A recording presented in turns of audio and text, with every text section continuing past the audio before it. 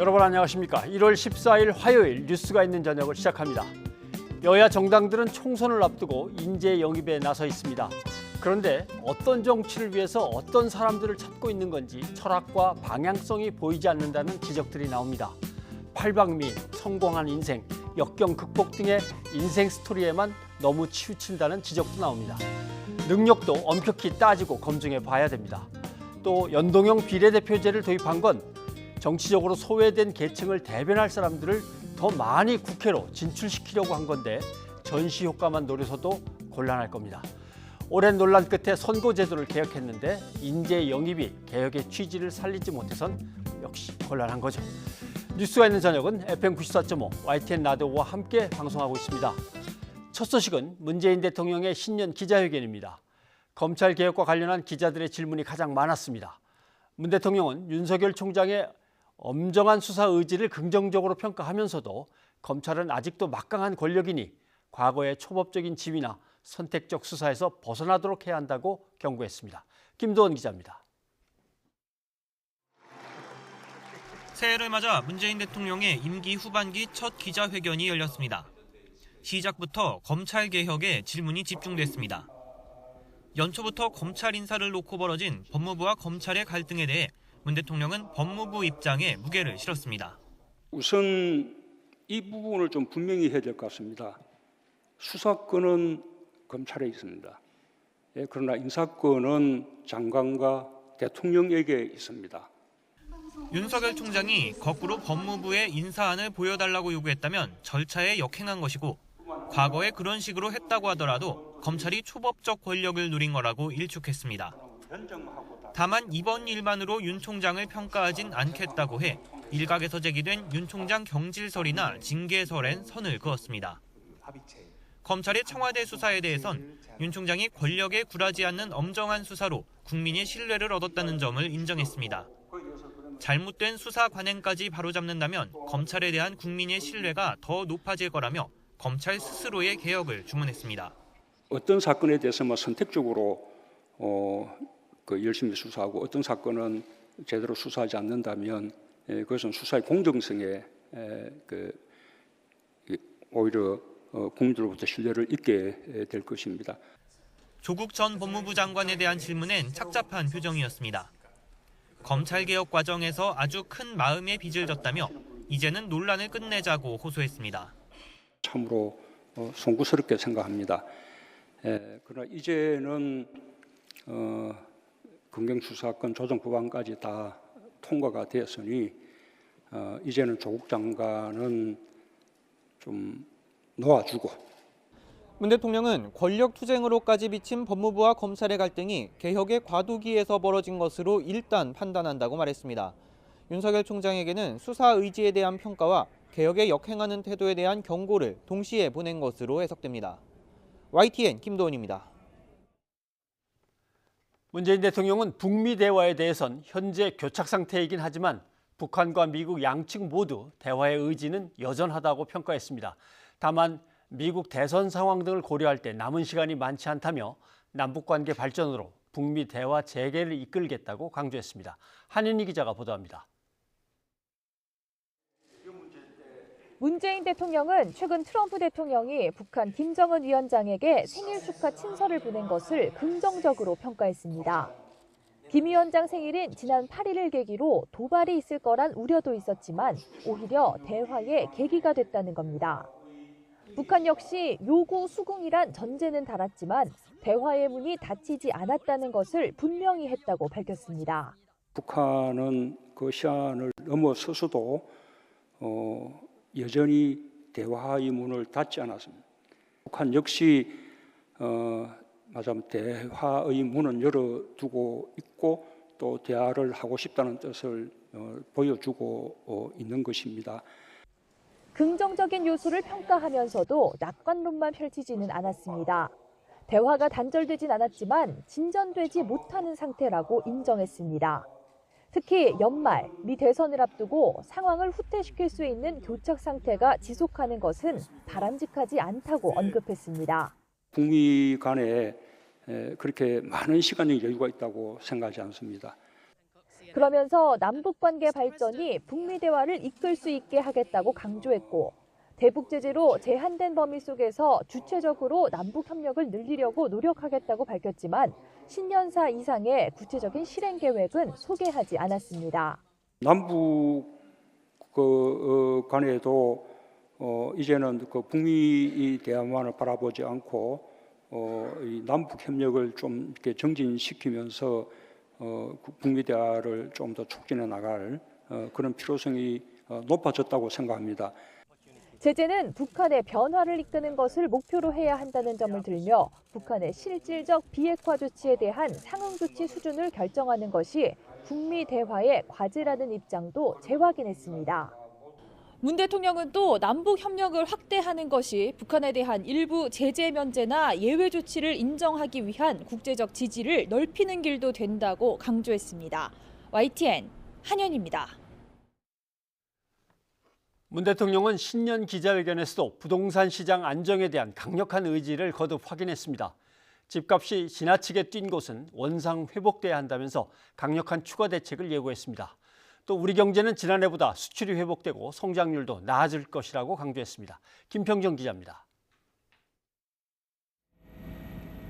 분양가 상한제 확대와 보유세 강화 등이 담긴 12.16 대책 이후 서울 강남 지역 고가 아파트의 가격 상승은 주춤해졌지만 강북 등 다른 지역의 중저가 아파트는 오름세가 커졌습니다. 일종의 풍선 효과인데 이런 부작용이 생기면 또 대책을 내놓겠다고 정부가 공언해왔던 것처럼 문재인 대통령도 신년 기자회견에서 추가 대책의 가능성을 언급했습니다. 특히 취임 초인 3년 전보다 집값이 지나치게 많이 오른 곳은 원상 회복돼야 한다고 말해 고강도 대책을 예고했습니다.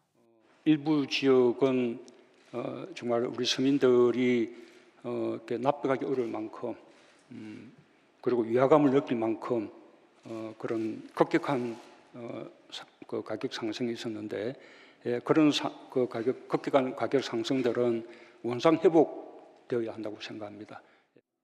기존 대책이 시효를 다했다고 판단되면 더욱 강력한 대책을 끝없이 내놓을 것이라고도 했습니다. 따라서 추가 대책에선 9억 이하 아파트에도 일부 대출 규제 등이 강화될 가능성이 있습니다. 서울 목동 등의 재건축 시장이 불안해질 경우에는 재건축 연한을 지금의 30년에서 40년으로 늘리는 등의 재건축 규제를 더 확대할 수도 있습니다. 여기에 문 대통령은 종합부동산세 같은 보유세 강화 기조를 계속 이어갈 뜻을 밝혔습니다. 크게 보면 이제 보유세는 강화하고 거래세는 낮추고 라는 것이 맞는 방향이라고 봅니다. 지난번 대책에서도 고가주택하고 다주택에 대한 종부세를 조금 더 인상하기로 했었고요. 다만 거래세는 지방재정에 영향을 주고 양도세는 일종의 불로소득이기 때문에 이를 완화하는 것은 신중해야 한다고 말했습니다. 우리 경제 전반에 대해서는 올해 초 수출이 5%가량 증가한 점 등을 들며 지난해보다 수출이 회복되고 성장률도 나아질 것이라고 강조했습니다. 우리 경제에서 부정적인 지표들은 점점 적어지고 긍정적인 지표들이 점점 늘어나고 있다라는 것은 분명한 것 같습니다. 그리고 우리 경제가 좋아지고 있다라는 전망도 국내외적으로 일치합니다. 이와 함께 문 대통령은 공기업과 공공기관의 인사권은 정부에 있다고 단호하게 말해 윤종원 기업은행장의 낙하산 논란에 대해서는 선을 그었습니다. YTN 김평정입니다. 오늘 신년 기자회견은 문재인 대통령의 6번째 생방송 기자회견이었습니다. 예리하게 질문을 다듬은 기자들의 경쟁도 치열했습니다. 정치, 경제, 외교 분야에서 22명의 내외신 기자들이 질문할 기회를 나눠 가졌고 질문 중에는 영화 기생충의 대사도 등장했습니다. 김영수 기자의 보도입니다. 문재인 대통령이 등장하자 내외신 기자 200여 명이 박수로 환영하면서 생방송 기자회견이 시작됐습니다. 대통령의 말이 끝나기 무섭게 기자들의 손이 번쩍 올라갑니다. 큰 도움이 되지 않을까 그렇게 생각합니다. 예, 우리 두 번째 줄에 안경 끼시면 아직 임기가 2년여 남았는데 조금 이른 질문이 나오자 문 대통령도 웃으면서 약간 당황하는 모습을 보였습니다.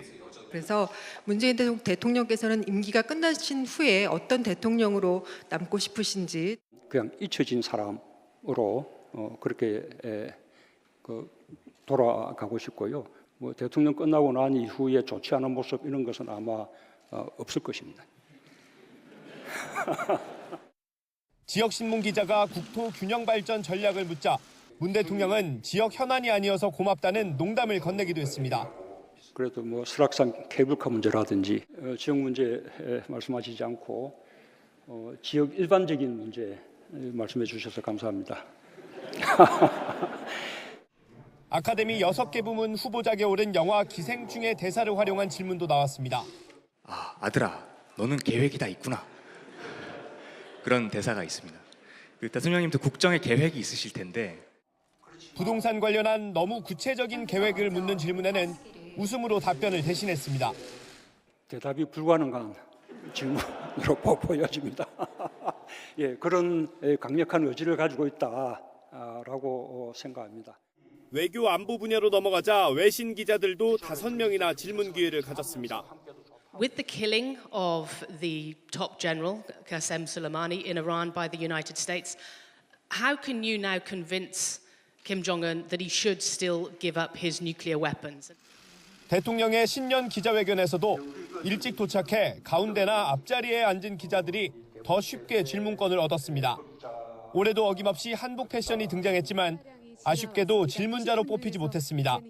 예정된 시간을 18분 초과한 2020년 신년 기자회견에서는 9대1의 경쟁률을 뚫고 22명이 대통령에게 직접 질문했습니다. YTN 김영수입니다. 계속해서 김성환 시사평론가와 함께 대통령 기자회견 얘기를 계속 이어가도록 하겠습니다. 어서 오십시오. 네, 안녕하세요. 예.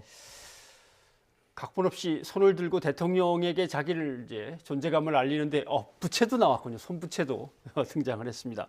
근데 저런 형식이나 내용 보시니까 어떻습니까?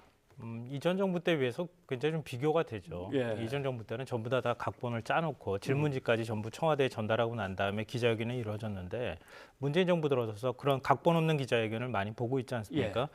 근데 뭐 문재인 정부 들어서서 처음 있는 일은 아니기 때문에 새삼스러울 것은 없었다 이렇게 생각이 되는데요. 다만 좀 혹시 문재인 대통령 표정이나 또 말투 그리고 헤어스타일 이런 거 관찰하셨어요? 아니요, 전혀 저는 뭐 저만 느낀 건지는 모르겠지만 이전보다는 확실히 좀 자신감 넘치는 모습이었고 좀 더 젊어 보인다고 해야 될까요? 그래요? 그런 모습들이 저는 좀 느껴졌거든요. 예. 네, 뭐 제 추측일 수도 있겠습니다만 문재인 대통령 1호 공약인 공수처 문제라든가 그리고 검찰개혁 그리고 정치개혁과 관련돼 있는 뭐 유천 3법까지 국회에서 어찌됐든 간에 개혁이라는 게 입법적인 방식으로 개혁이 이루어지고 있다. 그 디딤돌을 놨다고 하는 점에서 문 대통령의 표정이 한결 좀 가벼워 보인다고 할까요? 그런 점들이 전 눈에 띄었습니다. 확실히 200명 넘는 기자들을 그때그때 그냥 지목해서 무작위로 질문을 받다 보니까 질문이 이쪽으로 갔다 저쪽으로 갔다 하기도 하고 한쪽 분야에 대한 질문이 너무 많아지기도 하고 이런 애로사항은 좀 있었습니다만은 나름대로 대통령이 거의 모든 현안에 대해서 물으면 묻는 대로 다 답할 수 있다는 것만 해도 나름대로 준비를 많이 하고 있는 것 같다. 또 국정에 신경을 쓰고 있는 것 같다는 얘기를 생각을 하게 됩니다. 그런데 근데 뭐 모든 얘기를 다 했기 때문에 저것을 다 쫓아가기는 어렵고 제일 질문이 많이 나왔던 검찰개혁 얘기를 좀 많이 좀 해봐야 될 것 같습니다. 윤석열 총장을 신임하느냐라고 단도직입적으로 물은 것 같은데 거기에 대해서 네, 신임합니다라는 대답은 아니지만 국민한테 신뢰받는데 이렇게 하면 더 신뢰받겠죠? 이런 대답이 나왔어요. 앞서 기자가 기생충의 대사도 지금 얘기를 했는데요. 저는 영화 대사에 빗대서 저도 말씀드리면 미치도록 믿고 싶다. 그렇게 표현하면 어떨까 하는 생각을 좀 하게 되는데요. 정말 믿고 싶다. 근데 조금 불안한 게 그럼 뒤에 깔려 있다는 얘기인가요? 왜냐하면 지난번에 11월에 국민과의 대화를 했을 때 그때는 윤석열 검찰총장을 믿는다, 신뢰한다 이렇게 표현했거든요. 근데 이번에는 신뢰란 말이 없었어요. 얘기는 뭐냐면 여러 뭐 우여곡절도 있고 약간 문 대통령 입장에서는 못마땅한 부분들도 있겠지만 그래도 미치도록 믿고 싶다. 윤석열 검찰총장을 계속 믿고 싶다라고 하는 감정을 좀 표현한 거 아닌가 싶습니다. 그러니까 지난번에 이제 문재인 대통령이 7월 25일이었나요? 윤석열 검찰총장한테 이례적으로 임명장을 수여하는 장면이 거의 생중계되다시피 공개가 됐었거든요. 그때 이제 살아있는 권력에 대해서도 수사하라. 이것만 많은 분들이 기억하시는데요. 대부분 문 대통령이 윤석열 검찰총장한테 당부했던 내용은 검찰 개혁에 관한 부분이었습니다. 그러니까 무소불위의 권력이 아니라 통제를 받는, 민주적으로 통제를 받는 검찰이 되어야 한다. 셀프 개혁이 아니라 검찰 스스로 근본적인 개혁을 하길 바란다. 이렇게 얘기를 했거든요. 근데 문 대통령이 지금 보기에 검찰의 모습은 여전히 초법적 권한을 누리고 있는데 예. 그 개혁에 저항하고 있는 모습으로 비춰지고 있다.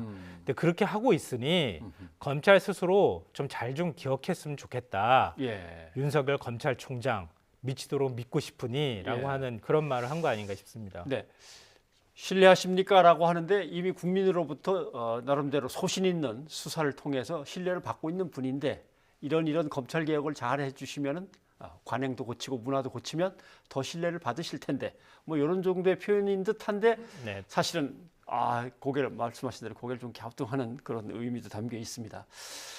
그런데 검찰 인사 과정에서 결국 법무부 장관과 검찰총장의 어찌 보면 이제 충돌이 있었습니다. 대통령은 뭐 행정 전반을 관장해야 되니까 자기가 함께 일하는 사람들 사이에서 벌어진 일인데 대통령한테 인사권이 있는 겁니다. 법무부 장관한테도 있는 거고라고 하는 얘기는 장관의 손을 들어준 거라고 봐야 되나요? 일단은 그렇게 볼 수 있을 것 같아요. 근데 문 대통령의 발언을 크게 한 3가지 맥락으로 구분할 수 있겠는데요. 예. 첫째로는 검찰이 여전히 과거 관행에 얽매여 있다. 과거 뭐 예를 들어서 민정수석 같은 경우에 주로 검찰 출신들이 임명이 됐잖아요. 예. 그러니까 민정수석실에서 검찰 인사안을 대부분 기초안을 만들게 되잖아요. 그리고 법무부를 통해서 이제 검찰과 최종적으로 협의한 다음에 그 다음에 이제 인사안을 발표하는데 그 관행에 관한 얘기를 자꾸 한단 말이에요. 예. 의견을 들어라고 하는 명문화된 법 조문 내용으로만 본다 그러면 검찰의 의견만 들으면 사실 되는 거죠.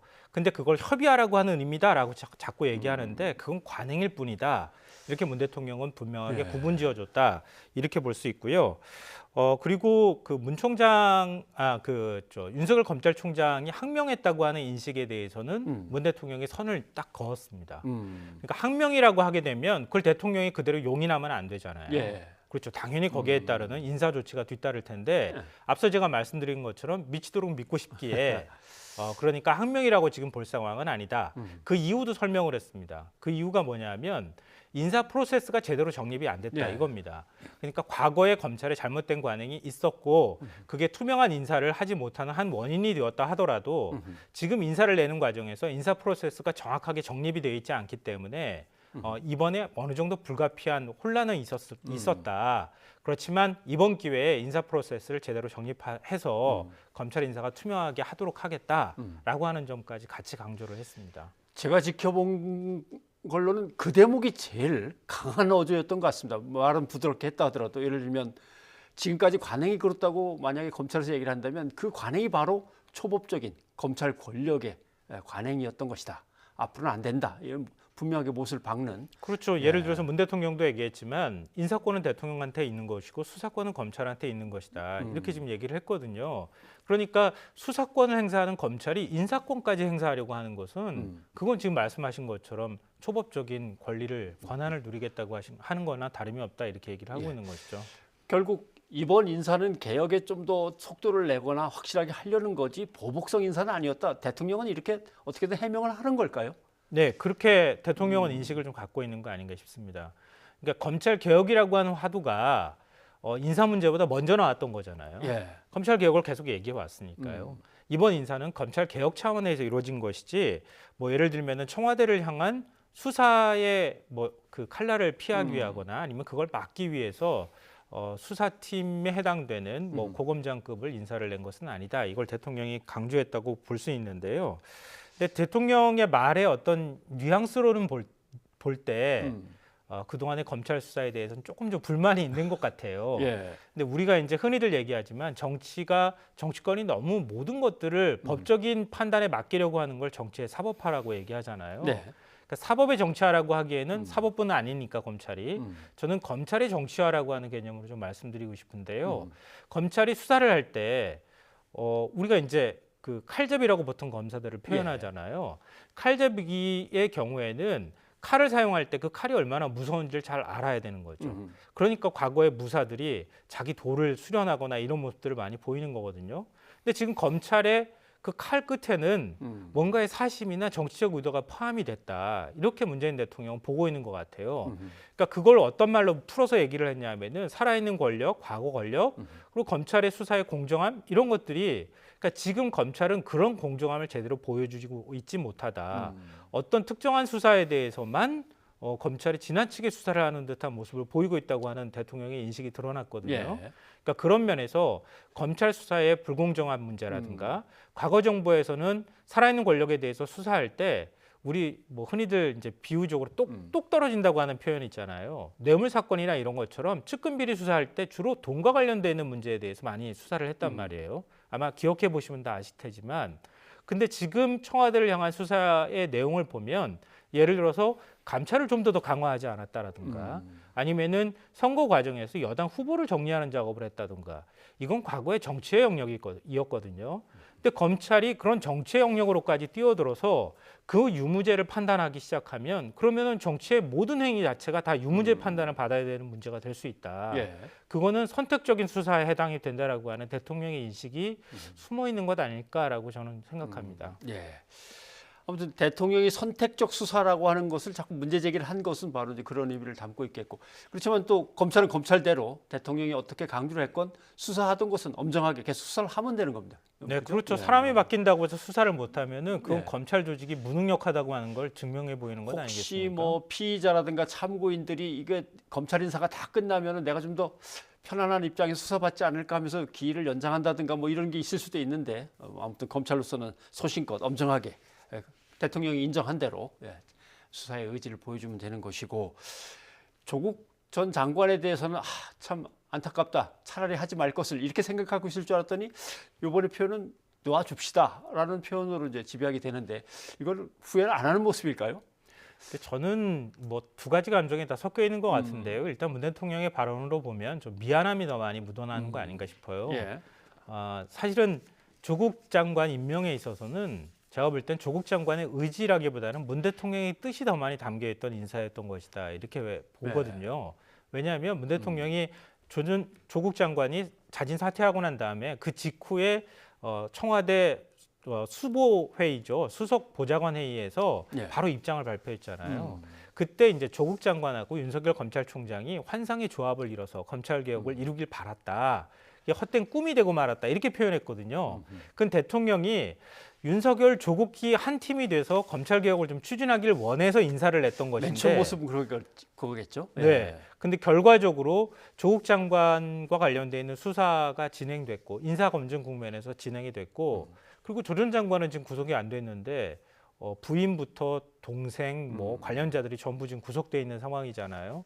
근데 그것도 사실 인사 검증이라고 하는 영역으로 보면은 좀 이전하고 좀 다른 인사 검증의 패턴들이 나타났고 검찰 수사도 이전과는 좀 다른 모습의 패턴의 검찰 수사들이 나타났단 말이에요. 그거는 결과로 말해도 조국 장관 구속영장이 기각됐고 뭐 그 위에 이제 하명수사 문제에 대해서 송병기 부시장 구속영장이 기각되고 이런 것들하고 연결되는 문제가 아닐까 싶어요.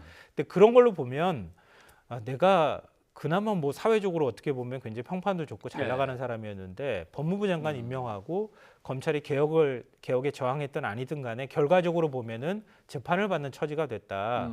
그런 것에 관한 미안함도 좀 일부 있을 것 같고 한편으로는 저는 약간의 후회 감정도 좀 담겨 있지 않을까 하는 생각도 합니다. 놓아줍시다라고 하는 것은 아마 그런 것들을 다 담고 있는 거겠죠. 그러니까 우리 사회적 갈등을 좀 촉발시켰다고 하는 점에서 대통령이 송구스럽다고 하는 표현을 이번에 3번째 사용하고 있거든요. 그런 면에서 저로 인해서 어떻게 제가 의도했던 간에 조국 장관이 임명됨으로 인해서 굉장히 사회 갈등이 심화됐다고 하는 부분에 대해서는 대통령으로서 책임져야 할 또 부분입니다. 책임도 있는 거죠. 자, 이제 검찰개혁 법안들은 다 통과가 됐습니다만 이제 시행령을 만들고 거기에 맞춰서 부서를 조정하고 이제 복잡한 문제들이 사실 많이 남아 있습니다. 법무부가 검경수사권 조정안 통과에 맞춰서 직제 개편안을 내놨습니다. 일단 직접 수사하는 부서를 좀 줄이고 형사와 공판 쪽을 이제 강화한 거죠. 이건 평가하시기 어떻습니까? 이건 불가피한 조처죠. 왜냐하면은 지금 검경수사권 조정이라고 하는 게 수사는 경찰이, 기소는 검찰이 이걸 분리하는 거거든요. 근데 분리하는데 엄격하게 분리하기가 어렵잖아요. 예. 과거에 검찰이 가지고 있는 기소권이나 이런 문제들은 헌법을 또 개정해야 되는 문제이기도 하니까요. 예. 그러니까 경찰에 수사 종결권을 주고 수사를 하도록 하되 그 내용들을 검찰이 금융, 그 조세, 증권, 외사 이런 부분에 있어서 수사권들은 그대로 갖고 있으면서 보완하는 예. 이런 형태가 되기 때문에 과거에 직접 수사부서라고 얘기하는 인지부서라고 흔히들 얘기하는 지금 반부패 수사부, 특수부, 예. 그리고 공안부라고 하는 공공수사부 이런 부분들이 경찰의 수사를 하도록 두려면은 검찰이 그런 부분들을 조직 개편을 하고 축소할 수밖에 없다. 예. 근데 다만 이제 그동안에 검찰이 가지고 있는 수사에 대한 노하우는 상당히 있을 수 있거든요. 그렇죠. 전문 예. 수사 분야에 대해서는 네. 그런 부분들을 어떻게 잘 유지하느냐 이거는 아주 세밀하게 좀 조율하는 작업이 필요하지 않을까 싶습니다. 네. 오늘 시간이 모자라서 다 얘기를 못 합니다만은 근데 이제 생각해 보면 검찰과 경찰이 수사권을 놓고 서로 누가 더 가져가느냐의 문제고 공공 영역의 수사를 확대하기 위해서 공수처가 생기고 있는데 이게 국민은 엄청나게 커지는 수사기관들을 바라보면서 국민에게 뭐가 돌아왔는가 이 문제도 한번 따져봐야 될 것 같고 대국민 법률 서비스를 과연 이렇게 되면 더 잘해줄 수 있는 건가? 또 경찰은 또 어떻게 개혁하지? 이런 문제들은 나중에 한번 시간을 갖고 또 얘기를 나눠보시죠. 간단하게 말씀드리면요, 네. 그냥 권한이 막강했던 무소불위의 불의의 권한을 휘두르는 그런 권력기관이 있었는데 그 권력기관들이 권력을 내려놓게 되면 자연스럽게 어깨에 힘이 빠지고 그리고 국민들하고 좀 더 가까이 다가갈 수 있지 않겠습니까? 예. 그런 부분들이 앞으로 어떻게 나타나는지는 세부적인 조율 작업들이 지금 첫 발됐으니까 세부적인 조율 작업들을 잘 해서 검경 수사권 조정이나 이런 것들이 완성되는 한 1년 뒤 정도 돼야 그래야 좀 그림이 다 보이지 않을까 싶습니다. 그렇겠죠. 예, 그때까지 기대를 가지면서 또 나름대로 어떤 민주적인 감시 또는 통제 같은 것들은 국민들도 더 인식을 해 나가야 될 것 같습니다. 예, 고맙습니다. 네.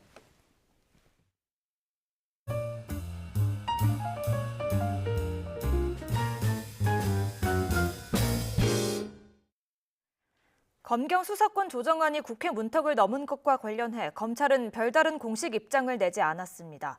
하지만 수사권 조정과 물갈이 인사에 대해 검찰 중간 간부들의 항의성 사직이 잇따르면서 반발이 본격화하는 것이 아니냐 하는 관측이 나오고 있습니다. 조성호 기자입니다. 수사권 조정 법안이 통과된 다음 날 윤석열 검찰총장은 법무연수원에서 열린 신임 부장검사 교육에 참석했습니다. 전날 대변인을 통해 공직자로서 국회 결정을 존중하겠다는 기존의 원론적인 입장을 밝힌 것 외에 추가 언급은 없었습니다. 하지만 경찰에 대한 수사 지휘권 폐지로 형사부 역할이 줄어드는 데다 직접 수사 부서를 줄이는 직제 개편과 후속 인사까지 다가오면서 검찰 내부는 혼란스러운 분위기입니다. 중간 간부들의 사직도 잇따랐습니다. 평범한 검사들의 생활을 담은 베스트셀러 검사내전의 저자인 김웅 검사는 수사권 조정을 강하게 비판하며 사의를 표명했습니다. 김 검사는 검찰 내부망에 올린 글에서 문재인 정부의 수사권 조정은 개혁이 아니라 퇴보라고 비난했습니다. 서민은 불리하고 국민은 더 불편해지며 수사기관의 권한은 무한정으로 커져 부당하다고도 주장했습니다. 국민을 속이고 도착한 곳은 중국 공안이자 경찰공화국이라며 거대한 사기극에 항의하기 위해 사직한다고 덧붙였습니다. 서울중앙지검 조세범죄조사부의 김종호 부장검사도 사의를 밝혔습니다. 김 부장검사는 이명박 전 대통령의 사위 조현범 한국타이어 대표를 횡령죄로 구속 기소했고 조국 전 장관 일가가 투자한 사모펀드 연루 의혹을 받는 상상인 그룹 관련 수사를 이끌어왔습니다. 조세범죄조사부는 현 정부 출범 이후 수사 전문성을 위해 신설됐지만 법무부 직제 개편안에 따라 2년 만에 사라집니다.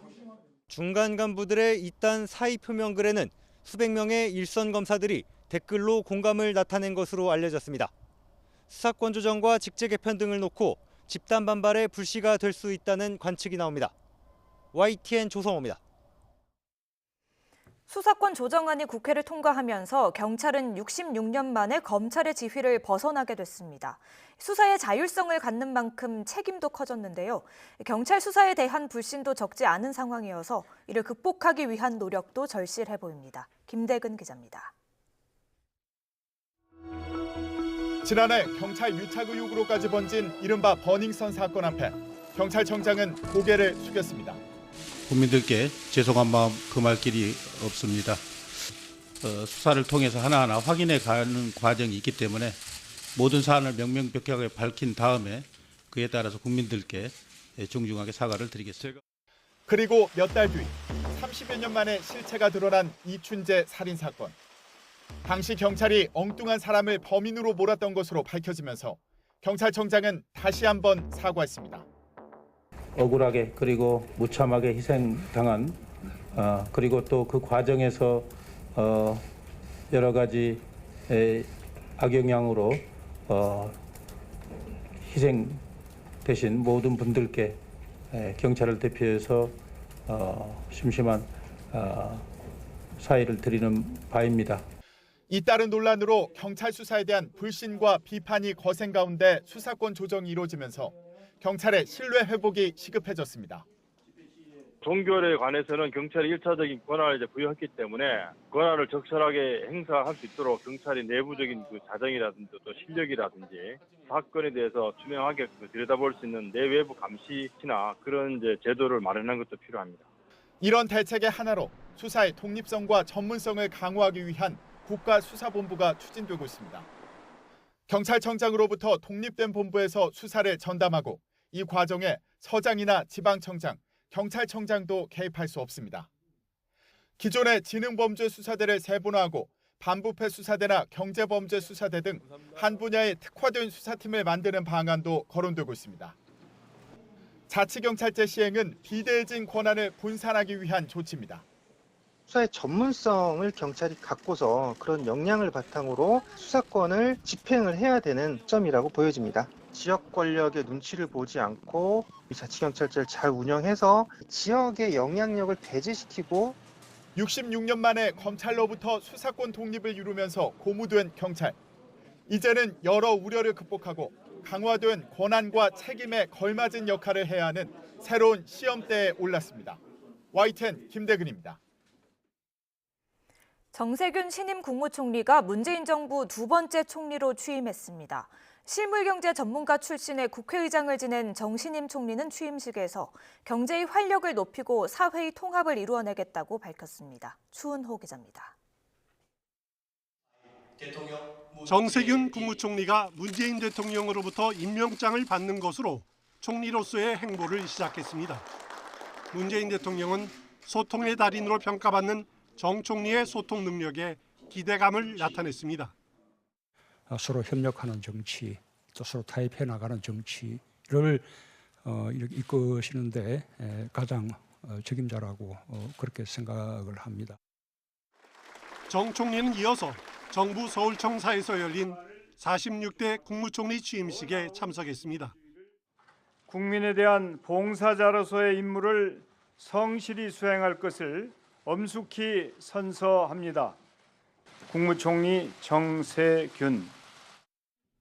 실물경제 전문가 출신답게 기업하기 좋은 환경을 만들겠다. 또 국회의장 출신답게 소통과 협치로 사회 통합을 이뤄내겠다고 다짐했습니다. 첨예한 갈등 사안에 대한 국민 의견을 경청하고 국회와는 소통을 넘어 실질적인 협치를 이뤄 나가겠습니다. 정 총리는 총리로서 헌법과 법률이 부여한 책임을 다하는데 모든 힘을 쏟겠다는 말로 책임 총리로서의 역할에 전념하겠다는 뜻을 우회적으로 밝혔습니다. 문재인 정부 초대 총리로 일했던 이낙연 전 총리는 이임식을 마다하고 간소한 환송 행사를 끝으로 자연인으로 돌아갔습니다. 2년 8개월 가까운 국무총리 근무를 마치고 원래의 제자리로 돌아갑니다. 위대한 국민을 섬길 수 있었던 것은 제 인생 최고의 행운이자 영광이었습니다. 이낙연 전 총리는 정세균 총리의 지역구인 종로를 물려받아 여의도 정치에 복귀할 것으로 보입니다. YTN 추은호입니다. 불과 90여일 남은 21대 총선, 여야 모두 승리를 향해 바쁘게 움직이고 있습니다. 인재 영입에 공을 들이고 있는 더불어민주당은 내일부터 총선 공약을 차례로 발표할 계획이고 비례정당 창당에 제동이 걸린 자유한국당은 선관위를 비판하며 대안 찾기에 골몰하고 있습니다. 김주영 기자입니다. 더불어민주당이 또 한 명의 영입 인재를 발표했습니다. 30대 변호사인 이소영 씨로 기후변화 문제를 다루는 사단 법인을 만드는 등 환경과 에너지 분야의 전문성을 가진 인물로 알려졌습니다. 환경법과 에너지법을 가장 잘 아는 법률가로서 온실가스를 줄이고 미세먼지 농도를 낮추는 정책을 직접 만들고 추진하고 싶습니다. 내일은 기세를 몰아 민주당의 총선 1호 공약을 발표하며 분위기 띄우기에 나섭니다. 청년들을 위한 주거, 일자리 만들기에 힘을 싣는 공약으로 알려졌는데 이후에도 20개가 넘는 공약을 차례로 선보인다는 방침입니다. 더불어민주당은 내일 총선 1호 정책 공약을 발표할 예정입니다. 국민의 실제 삶을 개선하고 변화시킬 수 있는 공약이 될 것이라 확신합니다. 당으로 복귀하는 이낙연 전 총리도 상임 고문을 맡아 총선에 큰 판을 짜는데 역할을 할 것으로 보입니다. 자유한국당은 비례정당 설립 문제로 발등에 불이 떨어졌습니다. 한국당은 중앙선관위가 혼동을 이유로 비례 자유한국당이라는 이름을 쓰지 못하게 한 건 일관성 없는 처사라며 정권의 하수인으로 전락했다고 강하게 비판했습니다. 한국당 핵심 관계자는 지금은 선관위와 정권에 대한 비판에 집중할 때라면서도 필요하다면 언제든 준비되어 있는 다른 이름으로 비례정당을 추진할 수 있다고 밝혔습니다. 선관위가 멋대로 해석해 불허한 것은 헌법이 보장하고 있는 정당 설립의 자유를 침해한 것입니다. 아울러 현재 우리 당이 생각하고 있는 비례정당 후보 이름은 아직도 많다는 점을 밝혀둡니다. 다만 비례정당 창당에 성공해 총선에 띄우게 되더라도 적절성 논란은 여전히 남습니다. 총선을 불과 석 달 앞둔 시점에서 작은 실수도 큰 악재로 작용할 수 있는 만큼 여야 모두 신중하게 준비해놓은 전략을 한 수 한 수 두고 있습니다. YTN 김주영입니다. 정계 복귀를 선언하고 조만간 귀국할 것으로 알려진 안철수 전 국민의당 대표가 보수 통합 문제와 관련해 정치 공학적인 통합 논의에는 참여할 생각이 없다고 밝혔습니다. 안 전 대표는 측근에게 보낸 메시지에서 야권의 통합 논의는 자신의 의사와 무관하게 진행되고 있다며 이렇게 밝혔습니다. 그러면서 야권 통합은 세력 통합이 아니라 혁신이 우선이라면서 좌우 진영 대결을 펼치자는 통합 논의는 새로운 흐름과 맞지 않는다며 집권 여당이 파놓은 덧치자 늪으로 빠져드는 길에 불과하다고 강조했습니다.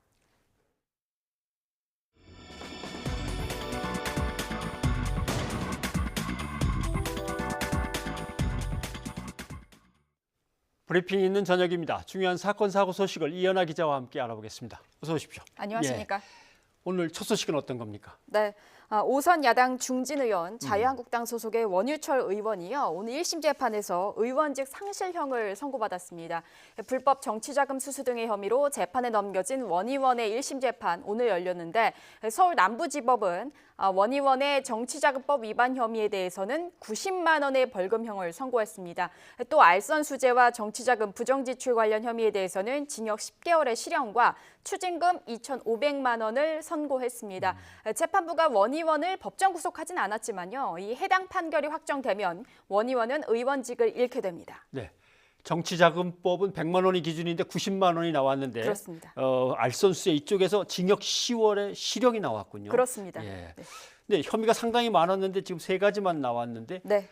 그중에서 이 3가지 유죄를 선고한 이유가 뭔지 좀 자세히 보죠. 네, 재판부가 검찰이 제기한 16개 혐의 중에요. 예. 3개 혐의에 대해서 유죄로 판단을 했는데요. 자세히 좀 짚어보겠습니다. 먼저 지역구 사업가로부터 3천만 원을 받고 산업은행 대출 관련 편의를 봐준 알선 수재 혐의를 유죄로 인정했습니다. 예. 또 두 번째는요. 직원 명의를 이용해 이른바 후원금 쪼개기 형태로 2,500만 원의 정치자금을 부정수수한 정치자금법 위반 혐의도 역시 유죄로 판단했습니다. 세 번째는요. 지인을 이 지역구 사무실 직원으로 등록을 해서 정치자금 1,700만 원을 부정 지출한 정치자금법 위반 혐의도 유죄로 받습니다. 재판부는 원 의원에게요. 국회의원 청렴 의무를 저버려 죄질을 가볍다고 볼 수 없다고 판시를 했습니다.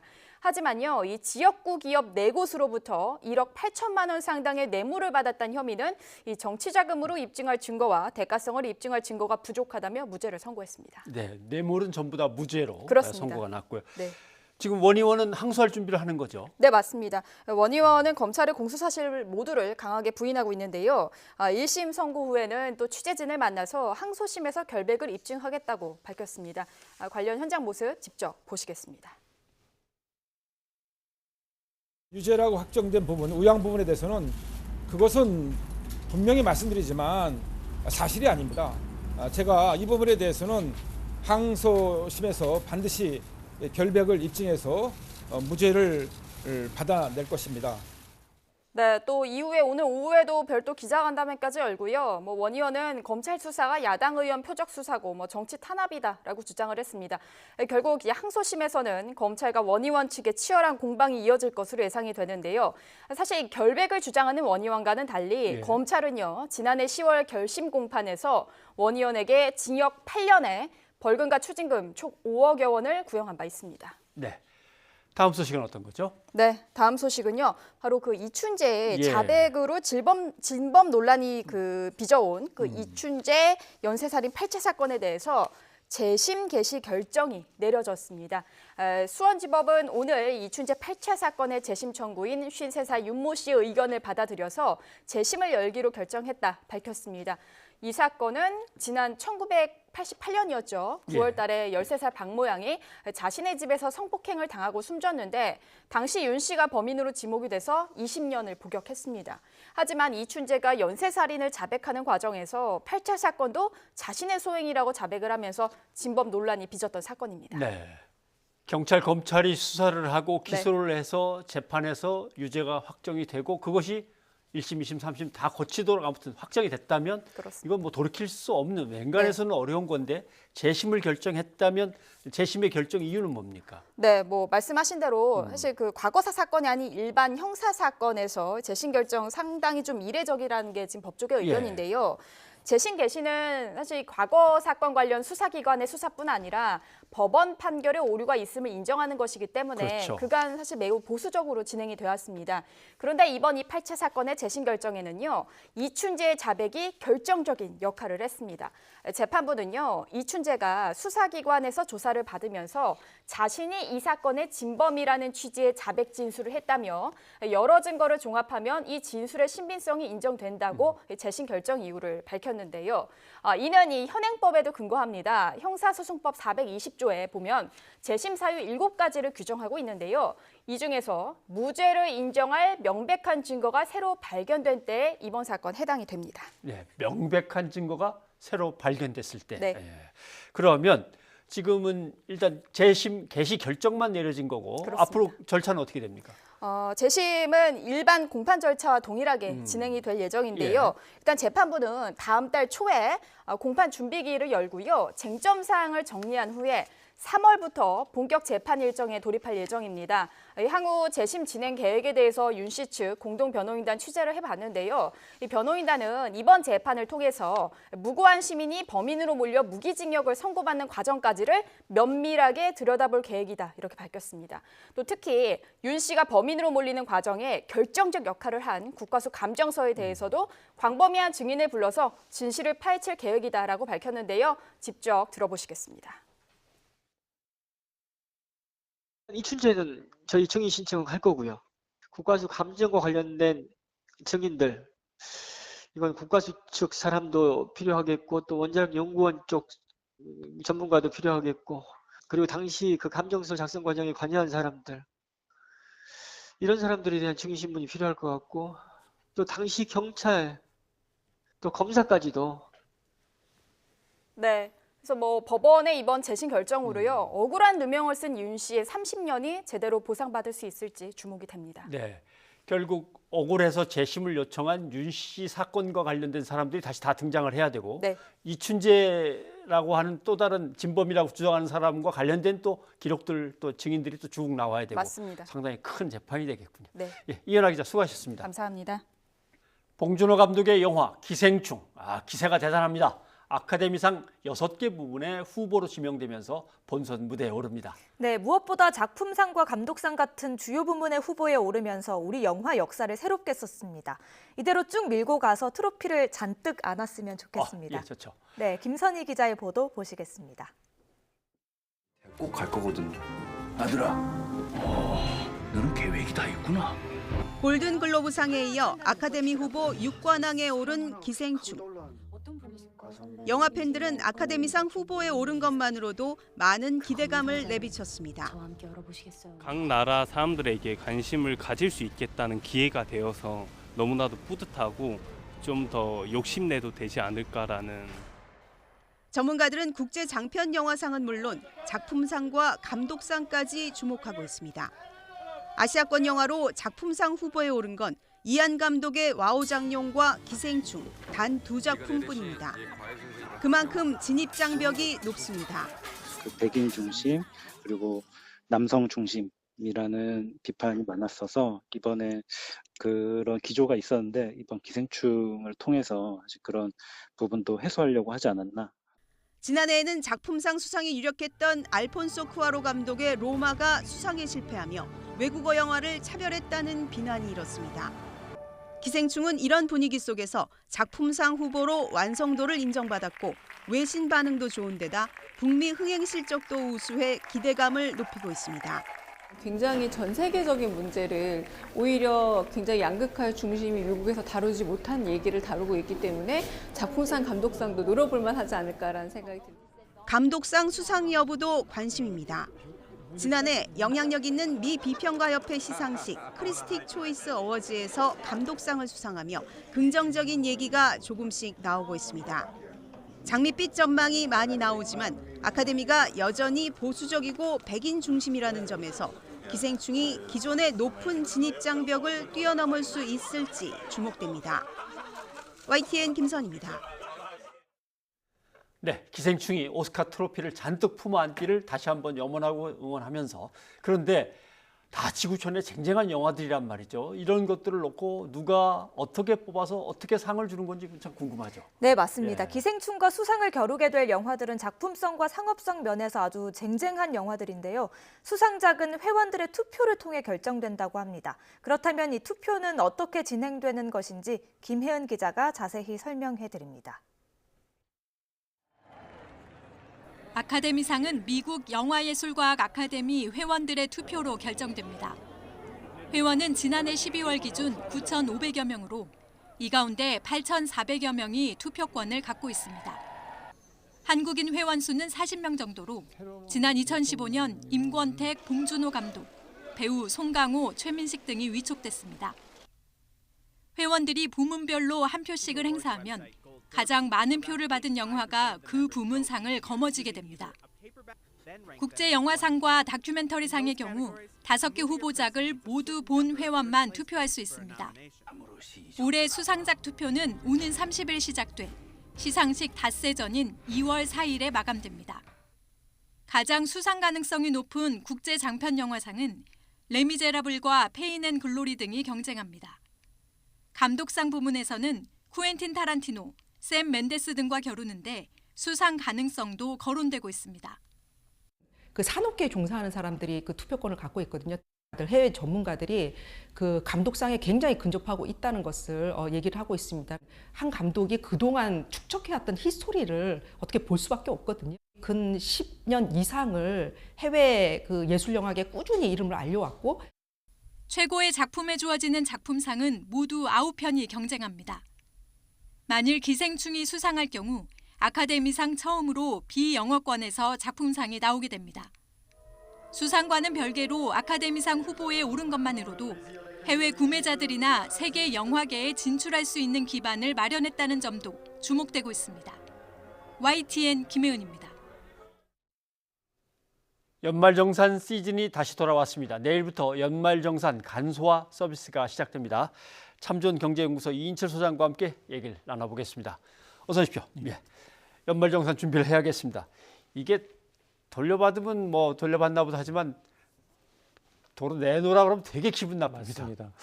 이게 지난해 통계를 보니까 우리나라 이제 근로자가 한 1,800만 명 정도로 추산이 되는데 예. 이 가운데 3명 가운데 2명이 돌려받았어요. 예. 평균 58만 원 정도를 환급받았고 반면에 5명 가운데 1명은 84만 원을 세금을 더 내야 했습니다. 예. 왜 또 내라고 하는 거냐? 왜 갑자기 또 더 이제 뭐 돌려주느냐, 덜 가지고 가면 되지, 뭐 여러 가지가 있는데 일단 정의를 좀 쉽게 설명을 해주시죠. 맞습니다. 이제 사실 소득이 있는 곳에 이 세금이 있죠. 연말정산이라는 건 내가 1년 동안 번 이 소득에 대해서 세금을 제대로 냈나를 따져보는 거예요. 예. 그래서 이제 유리할 지갑 직장인들은 매달 원천 징수를 해갑니다. 근데 그 세금 기준이 뭐냐? 전년도 소득 총액 기준이에요. 전년도. 예. 그러니까 2019년 지난 한 해 동안에 정확한 소득 통계 집계가 나왔으니 다시 계산해 봅시다라는 겁니다. 그래서 더 낸 세금이 있다면 환급을 받고 덜 낸 세금이 있다면 반대로 추가 징수할 수 있는 제도가 바로 연말정산 제도입니다. 일단 내일부터 연말정산 이제 간소화 서비스가 이제 문이 열리고 들어가서 웬만한 건 다 거기 있는데. 근데 거기 없기 때문에 따로 챙겨야 되는 게 있는 거죠? 맞습니다. IT 강국 코리아 사실 온라인이 열일합니다. 국세청이 이제 홈택스라는 이제 홈페이지를 통해서 병의원 카드사 약 17만 명, 17만 개의 영수 자료를 직접 취합을 합니다. 그래서 이 근로자들한테 제공하는 서비스예요. 어지간한 것들은 다 돼 있지만 그럼에도 불구하고 근로자들이 직접 이제 챙겨야 될 항목들이 몇 개 있습니다. 예. 그 항목을 좀 살펴보게 되면 이 올해부터 이제 산후조리 비용이 세액공제 대상에 포함됩니다. 공제 대상이 되는군요. 예. 근데 아마 산후조리 비용 이게 2주 내지 3주 정도 머무는데요. 수백만 원에서 기천만 원 넘어가는 데가 있어요. 그렇죠. 그런데 현금 영수증 발급을 굉장히 꺼립니다. 그러다 보니까 여기에는 반드시 영수증을 미리 받아두었다가 제출하는 게 좋고요. 그리고 이 두 번째가 이제 보청기랑 휠체어와 같은 장애인 보장구 같은 경우, 예. 안경이나 콘택트 렌즈와 같은 이 구입 비용의 경우에도 마찬가지로 이제 영수증을 별도로 받아놔야 예. 의료비로 이제 인정을 받으실 수가 있고요. 또 중고등학생의 경우에는 교복 있잖아요. 예. 교복 구입 비용도 연 50만 원까지 이제 교육비로 인정을 받을 수 있습니다. 이것도 마찬가지로 교복 구입처에서 교육비 납입 증명서를 발급받아야만 되고, 이외에도 이제 종교단체나 시민단체의 경우에도 대부분 이 간소화 서비스에 등록이 안 돼 있을 수 있습니다. 예. 그러니까 이제 이런 것들은 일일이 이제 본인이 발목을 좀 팔아야 합니다. 발품을. 예, 요즘은 되게 이제 맞벌이 부부들이 많잖아요. 그러면 소득 공제를 이제 받기 위해서 연봉이 높은 쪽으로 뭐 몰아주는 뭐 이런 것들도 하던데 이게 맞는 건가요? 그러니까 일부는 맞고 일부는 좀 틀린데요. 그래요? 일단 맞벌이 부부는 특히나 이제 연말정산에서 좀 조심해야 될 부분들이 꽤 있습니다. 맞벌이 부부는 배우자끼리 서로 기본 공제가 안 됩니다. 기본 각자, 공제에서는 각자 인적 공제를 받아야 되고, 그리고 그냥 자녀, 부모님 이번도 마찬가지예요. 양쪽 다 공제를 못 받고 기본 공제 한 사람만 받을 수가 있고요. 보통은 이제 이런 인적 공제의 경우에는 소득이 좀 높으신 분 쪽으로 몰아주면 소득 금액 자체가 좀 줄어들 수 있기 때문에 효과가 있고요. 또 의료비나 교육비, 기부금도 이제 본인 것만 공제가 되기 때문에 이중 공제가 안 된다라는 점. 그리고 내가 배우자 교육비를 지출했다라고 해도 이건 공제 대상이 아닙니다. 예. 그리고 신용카드도 대부분 각자 사용하잖아요. 그럼 이제 각자 공제를 받을 수밖에 없는 상황인데 이런 것들 좀 조심하시면 됩니다. 네. 그럴 때 뭐 예를 들면 신용카드를 갖다가 제대로 쓰면 공제가 어느 정도 되니까 이걸로 계속 써라. 아니다. 뭐 체크카드를 써야 된다. 여러 가지 얘기가 나오는데 어느 게 맞습니까? 맞습니다. 아마 지난 이제 11월에 예. 국세청이 연말정산 미리 보기 서비스를 했어요. 10월 동안 1월부터 10월 동안의 누적 통계를 줄 테니 11월, 12월 어떤 거 신용카드를 쓰면 좋은지 체크카드를 쓰면 좋은지 선택해서 이제 절세하십시오라고 이제 알려줬는데, 일단 신용카드 소득공제는 두 가지를 기억해야 합니다. 하나는 첫 번째, 신용카드 소득공제를 받기 위해서는 기본적으로 총 연간 소득의 25%를 초과 사용한 분, 초과 사용한 분에 대해서만 소득공제를 받을 수 있습니다. 내 연봉이 4천만 원이다. 신용카드로 1,000만 원 이하를 긁었다. 소득공제 대상이 아닙니다.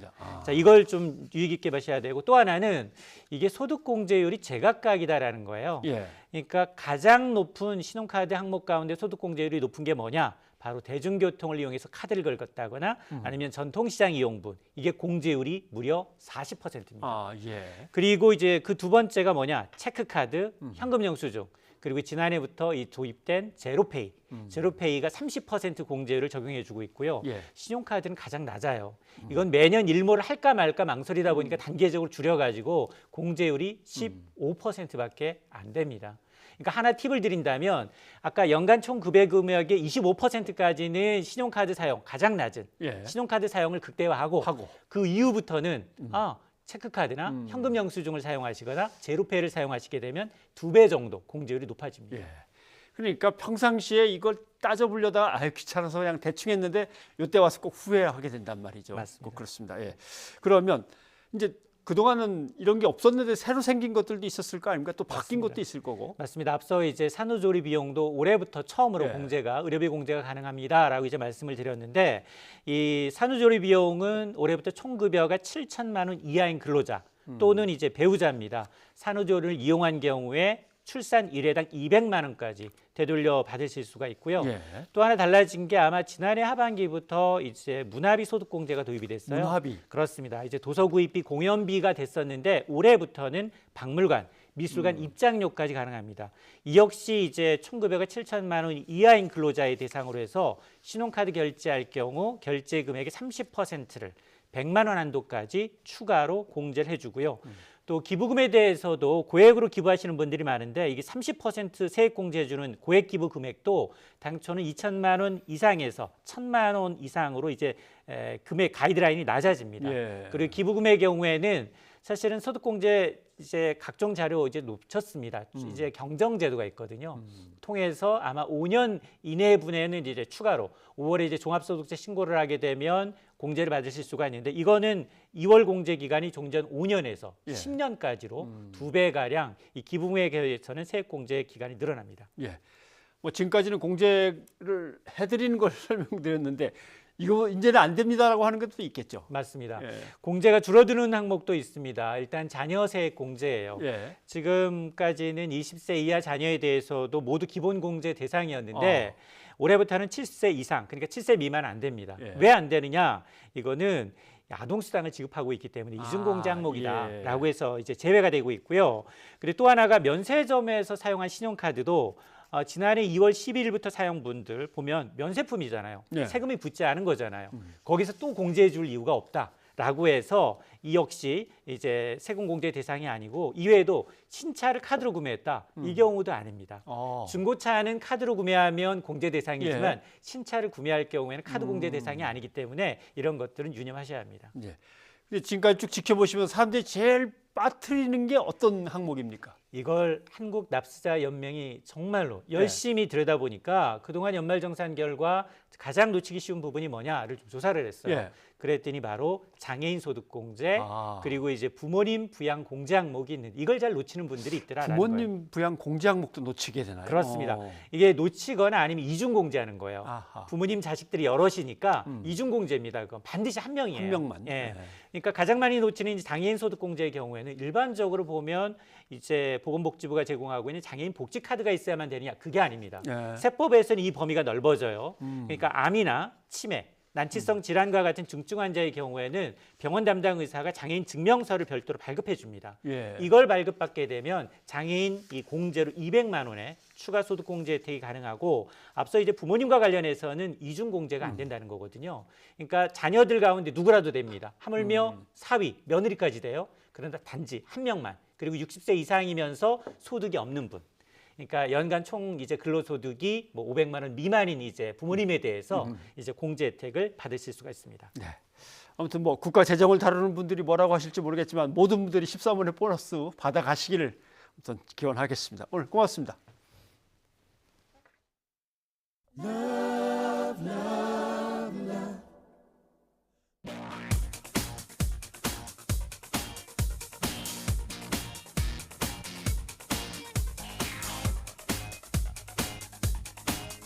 어떻게 사냐?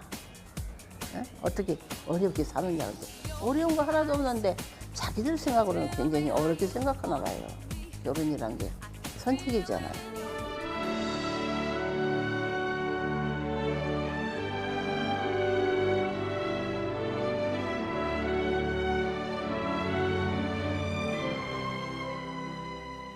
선생님 안녕하세요. 아, 반갑습니다. 아, 네, 영광입니다. 아유, 무슨 영광이에요. 오늘 너무 멋있게 입으셨어요. 멋쟁이세요. 이거요? 네. 한 20년 됐어요. 근데 너무 아직 예쁘고 멋지십니다. 이거 별로 고맙습니다. 네, 오늘 선생님한테 여쭤보고 싶은 게 너무 많아서 찾아왔는데요. 잠깐 시간 괜찮으실까요? 네, 하루라도 접습니다. 하루 내내요? 네, 네. 네, 7학년 9반 김혜순 선생님. 올해로 이제 79년째 싱글 라이프를 즐기고 계신데요. 단도직입적으로 여쭤보겠습니다. 결혼 안 하신 이유가 뭔가요? 저는 제 꿈을 이루기 위해서 그리고 자유를 만끽하면서 삶의 질을 높이고 가치를 발견하기 위해서 안 간 거예요. 선생님의 꿈이 뭐였나요? 중학교 2학년 때인가요? 학교 운동장에서 하얀 스크린에서 이제 검사와 여선생이라는 그런 영화를 봤어요. 아, 저 변호사처럼 나도 어려운 사람을 위해서 무리벌련도 하고 인권을 위해서 좀 일을 해야 되겠다. 그런 결심을 했죠. 어떤 일들을 하셨는지 소개 좀 해주실까요? 제가요, 하여튼 이력서가 뒤로 넘어가요. 너무 길어서요. 네. 행정공무원 한 6년 하고, 그리고 이제 여성단체, 또 전문단체, 거기 뭐 사무총장을 하고, 비영리단체를 여러 군데 다녔어요, 제가. 그런데 그 시절에는 다들 결혼을 했잖아요. 그래서 결혼을 하지 않아야겠다 이렇게 결심을 하는 게 좀 뭐라고 해야 될까요? 좀 튀는 행동일 수도 있고, 근데 요즘도 마찬가지로 편견을 가지고 보는 사람들은 많은 것 같아요. 힘든 시간은 없으셨어요? 그 당시는 제가 결혼 안 하겠다 하는 생각도 마음은 결심은 했지만 누구한테 얘기는 안 한 거예요. 결혼 안 하겠다면 이상해 보잖아요. 어떤 분은 그런 얘기를 제 앞에서 직접 해요. 혹시 연애를 해가지고 상대방한테 배신당해서 정신적인 고통을 겪다가 안 하지 않느냐 그런 생각도 하고. 근데 전혀 그런 거 없거든요. 근데 그런 때가 참기 좀 힘들었죠. 어떻게 이겨내셨어요? 그거요? 못 들은 채 하는 거죠. 남 말 뒤에서 별 얘기도 다 하는데요. 그냥 참는 수밖에 없는 건가요? 그렇죠. 이제 연애를 해가지고 상처를 받아서 그랬냐 그런 때는 다 연애 안 했어요. 그래버리고. 이거는 뭐 제 개인적인 생각인데요. 사랑의 결론이라고 해야 되나요? 사랑의 종착점이 결혼은 또 아니잖아요. 결혼 아니에요. 근데 사람들이 의뢰 사랑의 종착점은 결혼이라고 생각한단 말이에요. 그러니까 저보고도 아유 외로워서 어떻게 사냐. 근데 제가 40살, 50살 먹었을 때 누가 물어봐서 아직 결혼 안 했어 그러면 원숭이 쳐다봐요. 어떻게 사냐? 에? 어떻게 어렵게 사느냐. 근데 어려운 거 하나도 없는데 자기들 생각으로는 굉장히 어렵게 생각하나 봐요. 근데 저는 직장 다니면서 제가 돈 벌어서 저 마음대로 쓰고 뭐 마음대로 여행 가고 하고 싶은 거 마음대로 하고 얼마나 좋아요.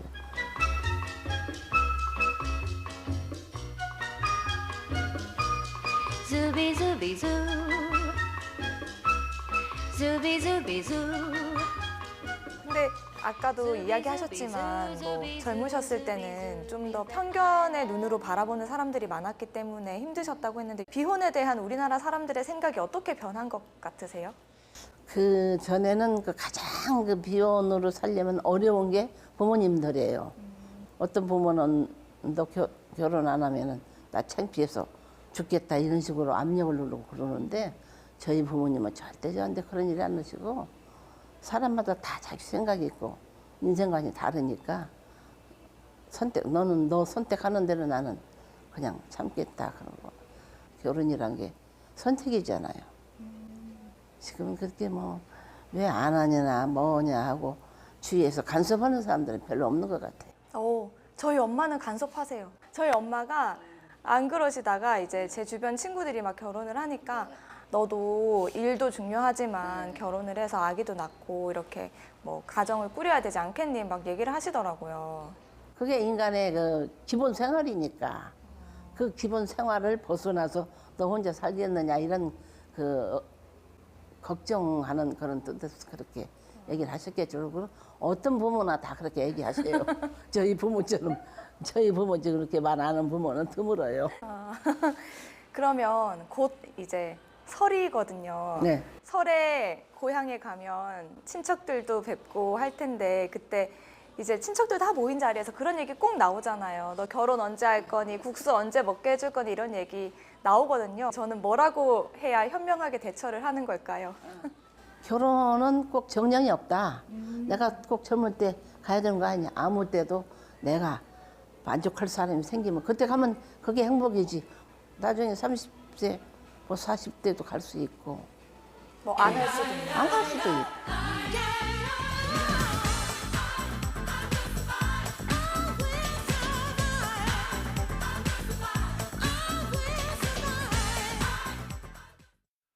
예, 저 나이시면은 대한민국 비혼계의 거의 원조시겠네요. 네. 그렇죠? 예. 뭐 편견과 따가운 시선 많았을 텐데 당당하게 싱글 라이프를 즐기고 계시네요. 비혼을 혹 생각하고 계신 분이 있으시다면 좀 배움을 청해야 될 것 같습니다. 그러니까요. 일명 걸크러쉬라고 하잖아요. 예. 자신감 넘치시는 모습에 저도 정말 반했고요. 그리고 김혜순 씨가 행복한 비혼 생활을 이어나가기 위한 비결을 알려주셨습니다. 우선 고립이 가장 무섭거든요. 네, 그래서 새로운 친구 사귀기를 두려워하지 말고요.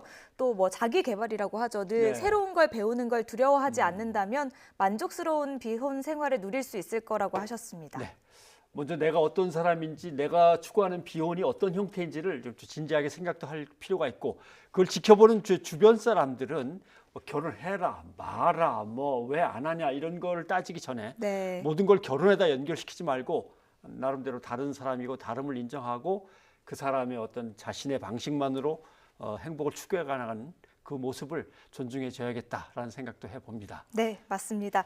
네, 이어서 시청취자 여러분의 의견 소개해드리겠습니다. 네, 대통령 신년 기자회견 관련해서 문자를 보내주셨는데 9330님, 발언 대부분이 국민의 소망과 비슷한데 안팎의 어려움 속에서 과연 제대로 할 수 있을까요? 걱정도 해주셨습니다. 네, 0181님도 의견 보내주셨습니다. 북미 대화는 매우 중요합니다. 한반도의 평화가 깃들기를 간절히 바랍니다. 네, 정세균 국무총리 취임 소식과 관련해서 2369님, 정세균 총리가 침체된 경기를 활성화시켜 주었으면 좋겠습니다 라고 바람을 얘기해 주셨고요. 예, 이춘재 연쇄살인 8차 사건의 재심 관련해서 의견 보내주셨는데요. 0181님이 보내주셨습니다. 재심을 환영합니다. 어떤 일이 있어도 진실이 밝혀져 엉뚱한 사람이 피해받는 일은 없어야 할 것입니다. 네, 이렇게 보내주셨습니다. 네. 기생충이 아카데미상 6개 부분에서 후보로 올라있다는 소식에 2369님이 영화 기생충 아카데미상 수상에 성공하길 빕니다. 예, 저희도 빌고 있습니다. 네, 바라고 응원하고 있겠습니다. 네, 요즘 평년보다 따뜻한 날씨가 이어졌었는데요. 그래서 다시 추워지면서 눈이 내린 곳이 있다고 합니다. 예, 겨울 축제장은 눈과 얼음이 없어서 지금 애를 먹고 있는데 눈과 얼음 좀 이렇게 축제를 즐길 만큼 있으면 좋겠네요. 추위만큼 또 반가운 소식이 없을 것 같습니다. 그쪽에서는. 네, 그렇죠. 선물처럼 반가운 눈이겠죠. 네, 그런 의미에서 오늘은 박효신의 기프트 들려드리겠습니다. 네, 저희는 내일 다시 찾아뵙겠습니다. 여러분 고맙습니다. 혼자 남아서 하나 둘 셋 별을 세다가 아침이 온 순간에